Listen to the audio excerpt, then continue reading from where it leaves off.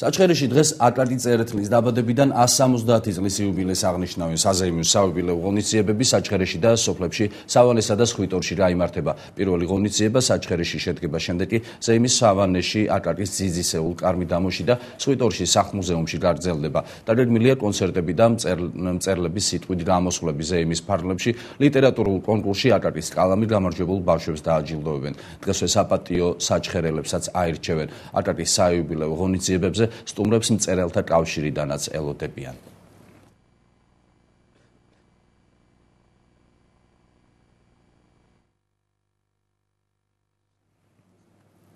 საქართველოს ამერიკელი მეგობრების ორგანიზებით სასტუმრო რედისონში გუშინ საქველმოქმედო საღამო მოეწყო. ღონისძიების 250-მდე სტუმარს საშუალება ჰქონდა წვლილი შეეტანა ლეიკემიით დაავადებულ ბავშვთა დასახმარებლად. საღამოზე დასასრები ბილეთის ფასი $100 იყო. გარდა ამისა, სტუმრებმა აუქციონის წესით ქართველი მხატვრების ნამუშევრები შეიძინეს. შემოსული თანხა მთლიანად გადაირიცხა უუნარო და სხვადასხვა დაავადების მქონე ბავშვთა დახმარების ფონდში.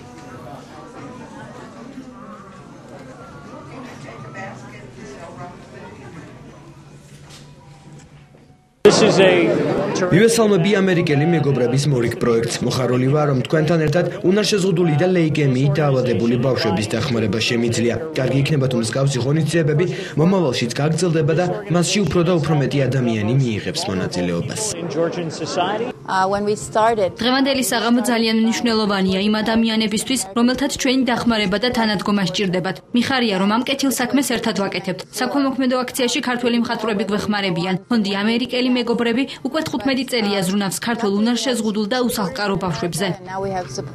სამწუხაროდ ეწყობა ასეთი ტიპის გამოფენები ლეიკემიით დაავადებულ ბავშვთა დასახმარებლად და მე მინდა მადლობა უთხრა ჩემ კოლეგებს, რომლებმაც ძალიან გულთან მიიტანეს ეს ძალიან არასასიამოვნო პროექტი, მაგრამ როგორც ხედავთ ამ გამოფენაზე არის წინვალე მხატვრები წარმოდგენილი. მე თავის ქებაში არ ჩამითვალოთ, მაგრამ მთელი კოჰორტა გახლავთ დღევანდელი ქართველი მხატვრებისა.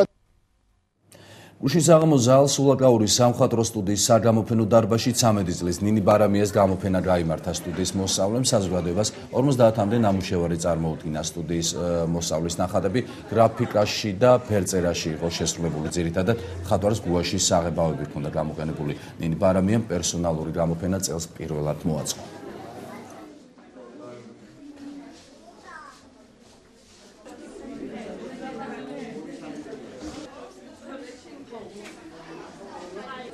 მოქალაქეები ვიამაყებთ აი ამ ადამიანით მომავალში, იმიტომ რომ ეს არის ერთ-ერთი უნიჭიერესი მომავალი დიდი მხატვარი. 5 წლიდან ხატავ, ჩემს გამოფენაზე მაქვს წარმოდგენილი 50-მდე ნახატი. მაქვს შესრულებული ჩემი ნახატები გუაში, ასევე ხატავ ნაჭერზე, ფანქრითაც მაქვს შესრულებული და ზეთის საღებავებითაც ხატავ. პალესტინის მთავრობის ოფიციალური პირების განცხადებით, ისრაელის სამხედრო ძალებმა ღაზის სექტორის ჩრდილოეთ ნაწილი დაბომბეს, რის შედეგადაც 1 ადამიანი დაიღუპა, 2 კი დაშავდა.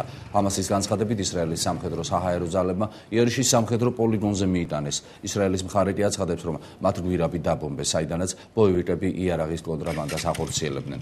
პალესტინა კი ამ ბრალდებას უარყოფს. მსგავსი ინციდენტები ხშირია, რაც ისრაელისა და პალესტინის ჩიხში შესულ მოლაპარაკებებს კიდევ უფრო ამძიმებს.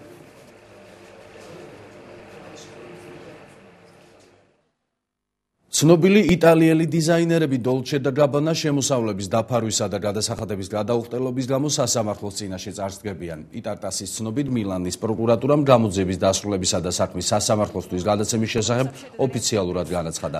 დიზაინერების წინააღმდეგ საქმის გამოძიება 2 წლის წინ დაიწყო. გავრცელებული ინფორმაციით, დოლჩე და გაბანა ლუქსემბურგში ოფშორული ზონის შექმნაში მონაწილეობდნენ. იტალიის გარეთ მათ დაახლოებით €1 მილიარდი გაიტანეს. გარდა ამისა, მათ ბრალად ედებათ საკუთარი აქტივების საბაზრო როზე დაბალ ფასად გაყიდვაში. დიზაინერებს ოფიციალური კომენტარი ჯერ არ გაუკეთებიათ.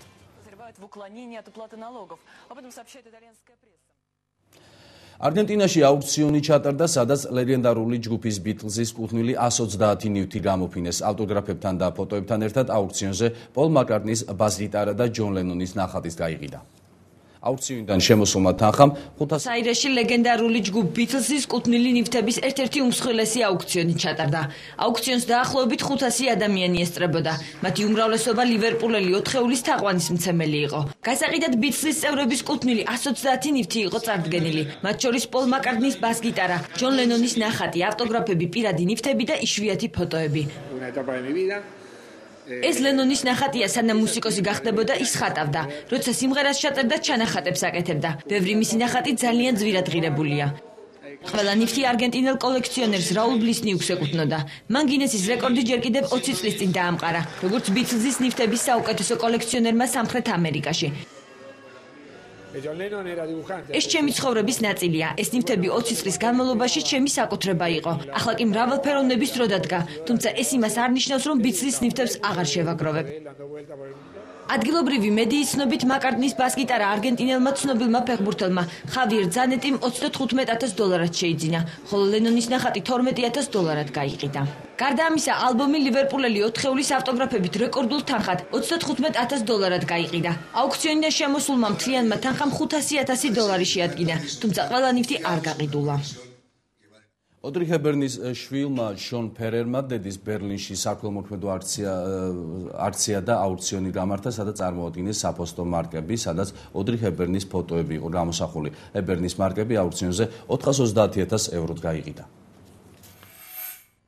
აფრიკელი ბავშვების დასახმარებლად ბერლინში საქველმოქმედო აქცია გაიმართა. აუქციონზე წარმოდგენილი იყო ულამაზესი მსახიობის ოდრი ჰებერნის გამოსახულებით საფოსტო მარკები, რომელიც €430,000 გაიყიდა. შავთეთრი ფოტო, რომელიც მარკაზია გამოსახული 1963 წელს გადაღებულ ფილმ შარადაში მონაწილეობისას გადაიღო. გერმანიაში ოდრის გამოსახულებით საფოსტო მარკები 2001 წელს 14 მილიონიანი ტირაჟით გამოსცეს. მას შემდეგ მარკები ოდრის ფოტოთი მისი ვაჟის 50 წლის შონ ფერერის სურვილით კიდევ ერთხელ დაიბეჭდა. ის ოდრი ჰებერნის სახელობის საქველმოქმედო ფონდის ხელმძღვანელია. ფერერმა საჰარელი ბავშვების დასახმარებლად აქცია და აუქციონი ბერლინში გამართა. ფერერი და მისი ოჯახის წევრები დაზარალებულ ბავშვებს ყოველთვის ეხმარებიან. მისი სახელოვანი დედა ოდრი ჰებერნი უპოვარი ბავშვების დასახმარებლად იბრძოდა. ის აქტიურად თანამშრომლობდა გაერთიანებული ერების ორგანიზაციასთან, წითელ ჯვართან და სხვა საქველმოქმედო ორგანიზაციებთან. ძალიან ბედნიერი ვარ, რომ ოდრი გარდაცვალების შემდეგაც ეხმარება პატარებს. მარკებიდან შემოსული თანხით ბავშვებს დავეხმარები. მე დღეს ძალიან ამაყი ვარ, რომ ასეთი დედა მყავდა.